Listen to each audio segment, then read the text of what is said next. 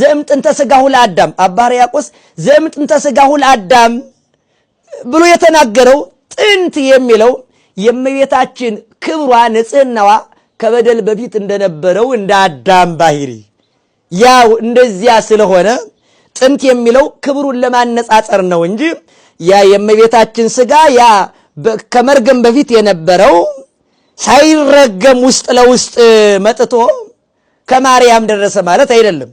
ያልተረገመ መርገም ያላረፈበት የአዳም ባህሪ የለም። መርገም ያላረፈበት የአዳም አካል የለም። በመላተ ባህሪ በመላተ አካል ነው መርገሙ የወረደ። ከመቤታችን ሲደርስ ምንድነው የሆነን? ነጽቶ መገኘት ነው፣ ከብሮ መገኘት ነው። ኢራቅሊስ እንደነገረን በሃይማኖተ አበው ምዕራፍ 49 ላይ ታላቁ ሊቅ ኢራቅሊስ ኢያይመር ዮሴፍ ከመረሰ ኩሎሙ ይተወለድ ምንያ ዮሴፍ የሁሉ ራስ የሆነ ክርስቶስ ከመቤታችን እንደሚወለድ አላወቀም ነበር ይላል። ስለመቤታችን እያደነቀ ኦ ማኅፀን ዘተጽፈ ቦቱ መጽሐፈ ግዛን የነጻነት ደብዳቤ የተጻፈበት ማኅፀን ምን አይነት ማኅፀን ነው? ኦ ከርስ ነዋይ ሐቅል የበዳ ጸፍታችን ክርስቶስ የተገኘበት ማኅፀን ምን አይነት ማኅፀን ነው እያለ ይህንን እያደነቀ ይመጣና እምጽሩይ እመቤታችን ወርቅ ከመሬት እንደሚገኝ ሁሉ እንዲሁ እንድትገኝ አደረጋት ይላል። ወርቅ ከመሬት ነው የሚገኘው፣ ከጭቃ ነው የሚገኘው። ነገር ግን ጭቃ ሆኖ አፈር ሆኖ አይደለም የሚገኘው።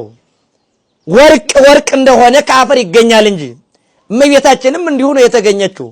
በማይከል አስዋዕ ዘጸግየ ጽጌ ሃይማኖት በመኃልየ ምዕራፍ 2 ላይ ሰሎሞን በሾዎች መካከል የተገኘች የሱፍ አበባ ይላታል። በሾዎች መካከል የተገኘች የሱፍ አበባ ሾዎች አላት። መርገሙ ያላቸው መርገሙ የወደቀባቸው አባቶቿን ሁሉ ነው።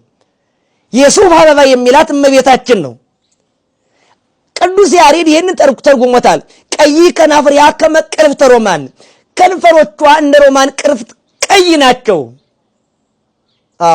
በማይከል አስዋዕ ዘጸግየ ጽጌ ሃይማኖት በሾዎች መካከል ያበበች ሃይማኖት አበባ ማዕሪር ቃላ ንግግሯ የሚጣፍጥ ነው። ወጣዕመ ቃላ ይሴኒ እምወይን የቃሏ ጣዕም ከወይን ይልቅ ደስ ያሰኛል ብሎታል። ስለዚህ የሾሆች የሃይማኖት አበባ በሾህ መካከል የበቀለች የሃይማኖት አበባ ሚላት ወላዲተ አምላክ ድንግል ማርያምን ነው። አበባው የሚገኘው እሾህ ካለው ከስሁ ግንድ ቢሆንም እንኳን ራሱ አበባው ግን እሾህ የለውም።